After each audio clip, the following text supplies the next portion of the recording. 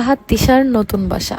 এই ফার্নিচার দিয়ে সাজানোর পরে বাসাটা কেমন হবে সেটা যদি তোমরা দেখতে চাও অবশ্যই কমেন্ট করে ফেলো। আমি নেক্সট কোনো ভিডিও আগে যে মালিক ছিল তার পেজ দিয়ে দিচ্ছি বিলাই চোর ফাহাদ তিশার নতুন বাসা। এটা একটা বেডরুম, এটা মোট 4টা বেডরুম, আলাদা সার্ভেন্ট রুম আছে। পুরো বাসা আমরা আগামীকালকে শিফট হব, তো ভাবলাম যে শিফট হওয়ার আগে খালি বাসাটা কেমন এটা তোমাদের সাথে শেয়ার করি। তো এটা একটা বেডরুম, প্রত্যেকটা বেডরুমই অনেক বেশি সুন্দর আর অনেক বড়। এগুলো কিন্তু মাস্টার বেড না, তারপরে এত বড় বড় মাস্টার বেড দুটো অনেক বেশি বড়, আর পুরো বাসাটাই অনেক বড়। আজকে তোমাদের গেস করতে হবে যে আমাদের এই বাসাটার ভাড়া কত, দেখবো কে সঠিক গেস করতে পারো। যারা ভাড়া থাকো, আমি মনে হয় বাংলাদেশের মধ্যে 60% বা 80% মানুষই ভাড়াটিয়া, বাকি বাড়িওয়ালা। তো যারা ভাড়া থাকো তারা বলতে পারবা, বাড়িওয়ালারাও তো যেহেতু তোমরা ভাড়া দাও তোমরা বলতে পারবা যে এটার ভাড়া কত।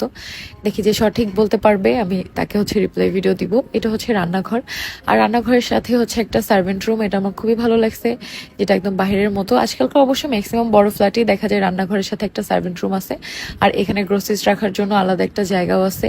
রান্নাঘরটা মোটামুটি ভালোই বড়ই আছে বলা যায়। আজকালকার যে ছোট ছোট রান্নাঘর হয় সেই তুলনায় এটা দেখো সার্ভেন্ট রুম, সাথে অ্যাটাচ ওয়াশরুমও আছে। আর এটা লিভিং রুমের সাথে বারান্দা, অনেক বড় আর সম্পূর্ণ খোলা বারান্দা। যেহেতু আমাদের বাসা একদম টপ ফ্লোরে, তাই কোনো চিন্তা নাই, খোলা বারান্দা হলো টেনশন ফ্রি। আর এখানে যথেষ্ট সেফটি আছে। আর আমাদের গাড়িটা দেখো এখান থেকে কত ছোট দেখা যাচ্ছে। তো এখানে আমরা পুরো ডিটেলসে কিন্তু, আর এ বাসায় যাওয়ার পরে ফার্নিচার দিয়ে সাজানোর পরে বাসাটা কেমন হবে সেটা যদি তোমরা দেখতে চাও অবশ্যই কমেন্ট করে ফেলো। আমি নেক্সট কোনো ভিডিওতে দেখিয়ে দিব, পুরো বাসার একটা ট্যুর দিয়ে দিব তাহলে ছোট করে। আর সবাই আমাদের নতুন পেজে এত এত ভালোবাসা দিছো। অনেকেই বলছো আপু এখন তো তোমরা 203 না, তাহলে পেজের নাম কেন চেঞ্জ করো নাই? নতুন একটা পেজের নাম যখন আমরা চেঞ্জ করছি, এরপরে এই পেজটার আমরা নাম চেঞ্জ করার পরে এখনো 2 মাস পার হয় নাই। তো 2 মাস পার হলে আমরা নাম চেঞ্জ করতে পারবো। তো আগে 2 মাস পার হোক, তারপরে এই জন্য নামটা চেঞ্জ করা হয়নি।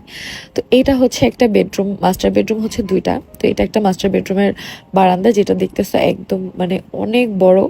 তো এই রুমটাও অনেক বড়, আসলে খালি জায়গার জন্য বোঝা যাচ্ছে না। আর এই সাইডে যে জায়গা দেখতেছো এখান থেকে ওয়াশরুম, আর এটা ফার্স্ট যে মাস্টার বেডটা সেটা।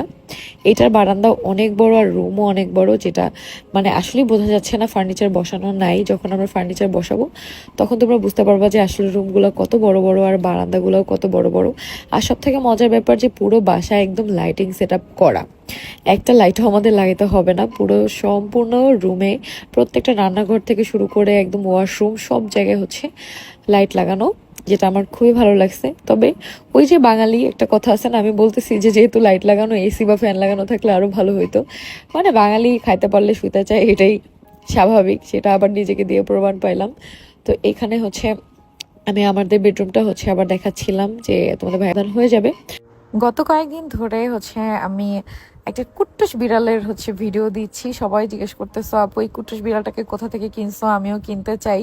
তো তোমাদের সবার জন্য আজকে কুট্টুস বিড়ালটার আগে যে মালিক ছিল তার পেজ দিয়ে দিচ্ছি বিলাই চোর। বিলাই চোরের কাছ থেকে কিন্তু আমরা বিলাইটাকে আনছি, তবে আমরা বিলাই চোরের কাছ থেকে বিলাই চুরি করে আনি নাই, আমরা কিনে আনছি। তো আমি দেখো স্ক্রিনে দিয়ে দিছি তার পেজের নাম এবং ফোন নাম্বার। তোমরা চাইলে তার সাথে কথা বলে কিন্তু তার থেকে এই ছোট ছোট বিড়াল নিতে পারো। Feels full circle.